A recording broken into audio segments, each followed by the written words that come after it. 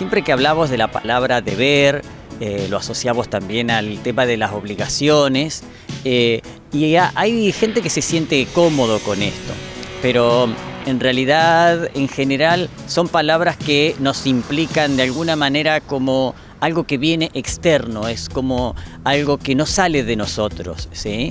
Entonces quedamos a veces entrampados en esta cuestión de una obligación en donde no la sentimos como propia, y ahí vienen montones de problemas porque hacemos cosas que no las hacemos a gusto. Entonces yo creo que lo que debiéramos hacer es transformar las obligaciones en elecciones, ¿sí? Como para apropiarnos de eso, porque si no pareciera que yo hago cosas para quedar bien con los demás o porque hay que hacerlas simplemente, y me estoy perdiendo el hecho de yo sentirme partícipe de esa acción.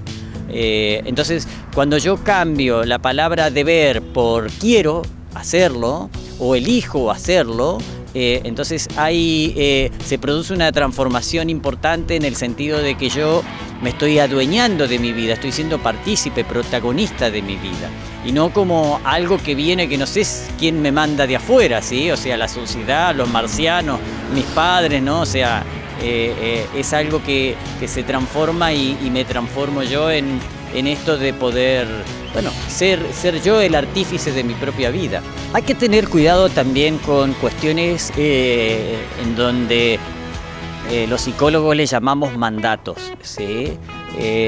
Los mandatos son determinadas conductas o creencias que nos vienen a veces desde la cultura, a veces desde una cuestión familiar.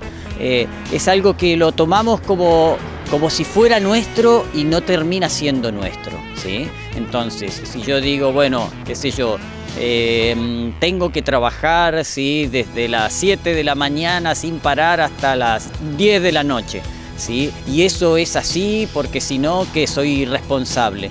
Y el hecho de que los mandatos no los cuestionamos, simplemente los vivimos de esa manera, no tienen cuestionamiento, los hacemos de manera automática.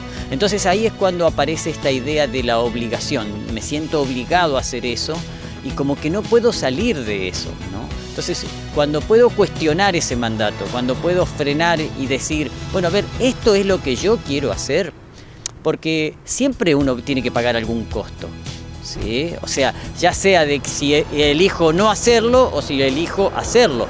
Pero si no pongo la palabra elijo, es como que me siento preso de esa decisión. Y el hecho es que uno pueda sentirse artífice de su propia vida. Si no es como que me pongo en el papel de víctima. Si vivimos solamente con lo que queremos hacer, yo creo que vamos a ser felices, inevitablemente. Pero no significa que si yo elijo lo que quiero hacer, no tenga en cuenta que haya cuestiones que a veces no sean del todo agradables para mí, pero siempre estoy siendo consciente de mi elección. Eso es, o sea, no porque yo haga lo que quiera no significa que me voy a transformar en un niño caprichoso, ¿sí? Y me voy a olvidar de los demás. No tiene que ver con eso, porque siempre que hay una elección, de alguna manera, yo estoy evaluando, ¿sí? O sea, que estoy poniendo en la balanza. Entonces está bárbaro que uno pueda hacer lo que quiere en ese sentido, ¿sí? Pero hay que saber que siempre tenemos que pagar un costo por las decisiones, ¿no? No hay un mundo ideal en donde no exista algún costo por mi propia decisión. A veces hay cosas que yo digo, bueno, yo quiero esto y sin embargo, si yo no hago un análisis de eso que quiero, puede ser que ese querer no sea algo propio. Y vivimos mucho de esta manera sin a veces podernos cuestionar qué es lo que uno realmente quiere, ¿no? O sea, a veces pasa hasta una carrera, hay personas que hacen toda una carrera pensando qué es lo que quieren y luego se dan cuenta que era algo que era para quedar bien con su familia o era simplemente lo vivieron de manera acrítica. Entonces también hay que tener cuidado, no solamente con las obligaciones, lo que yo llamo obligaciones y que resulta ser un peso para mí, sino también con cosas que yo quiero y que a veces no son realmente algo que yo quiero. Hay que poder tener la capacidad de poder cuestionarse a sí mismo, mirarse y a partir de ahí poder ver qué es lo que realmente estoy sintiendo, o sea, en dónde estoy poniendo mi corazón de alguna manera, ¿no? Esta parte más sensible de uno que te dice este es el camino y esto no.